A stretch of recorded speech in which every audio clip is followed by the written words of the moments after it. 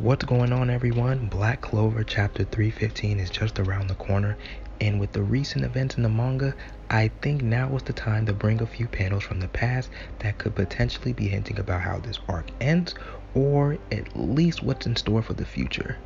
Now, before we begin, if you're a returning viewer and you haven't already, be sure to turn on notifications so that you can be notified when a new Black Clover video drops. And if you're a new viewer, welcome. I hope you find this channel to your likings. Alright, let's begin. Do you remember the Black Clover exhibition panels we were talking about earlier when they first came out, about how they could be foreshadowing the future of Black Clover? Well, with the Black Bulls gathered, I thought it was necessary to bring this up again, because if you look at this first panel, it contains all the Black Bulls except for Nahato and Nero. In addition, there's a frame of the Black Bull's hideout as well, which is also present in the Spade Kingdom. Now, the following panels are tainted images of the Black Bulls, their base, and the friendship. Could this be foreshadowing of a tainted relationship among the Black Bulls in the future? Maybe, but not only that, you have Nahato, who's in the second panel this time, but his frame is not only different, it's not tainted. Now, this might be because Nahato doesn't have a bond with the Black Bulls, so there wouldn't be a tainted relationship with the Black Bulls. So that's the most logical answer I can think of. However, I'm going to put my own spin on this. So what if Nahato ends up becoming the reason for the Black Bulls having a tainted relationship?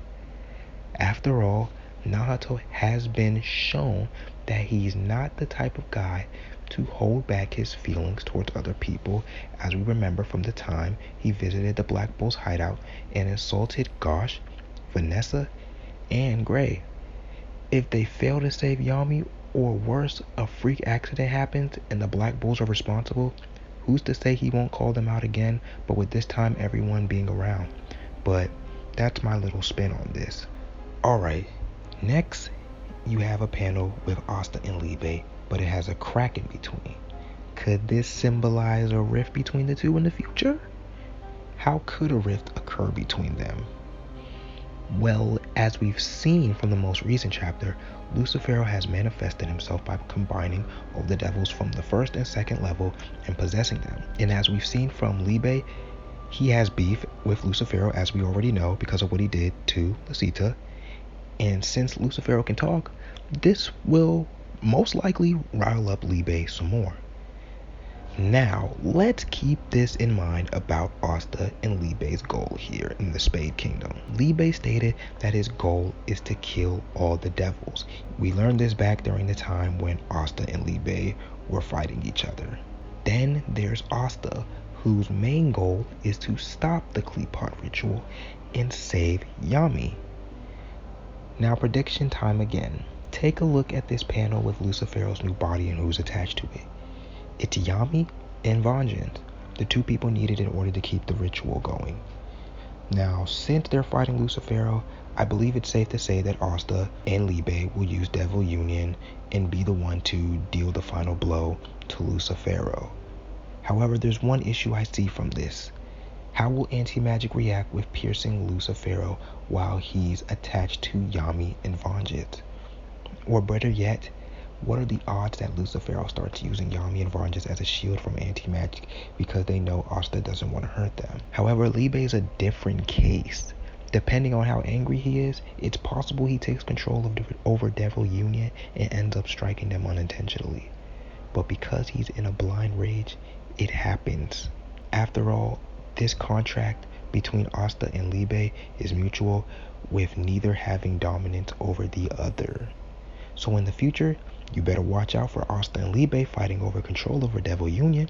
And another thing is to remember what Nahato said about destroying the ritual with brute force and Yami and Vengeance potentially dying. Now this scenario right here leads me to this next panel in the exhibition, which includes Yami, Vengeance, the Wizard King, and all the Magic Knight captains in the Spade Kingdom. The only captain missing is Kaiser, who, as we know, is still in the Clover Kingdom. Then in the next panel, you have Yami and Vengeance missing. Could this be foreshadowing of their death or disappearance? Your guess is as good as mine. But if what I said earlier about destroying the ritual with brute force ends up becoming true, then this panel would make sense.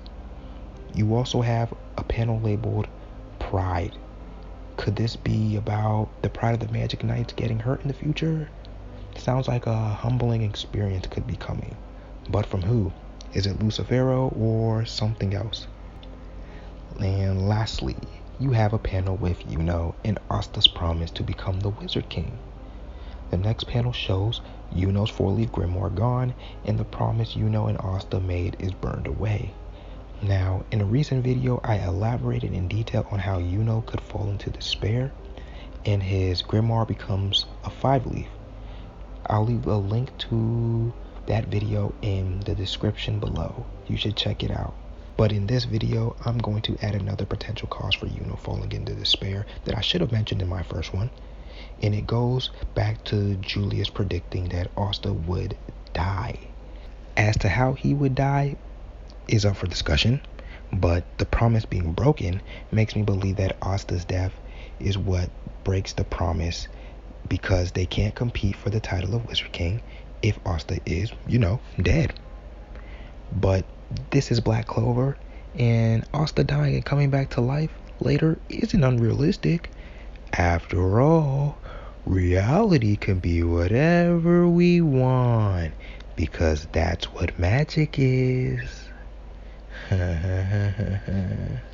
Alright, so that's it for me. I truly believe that these panels will start to explain themselves over the next few chapters. Also, if you enjoyed this video, feel free to hit those thumbs up and subscribe to invest your time in my channel. Alright, peace out.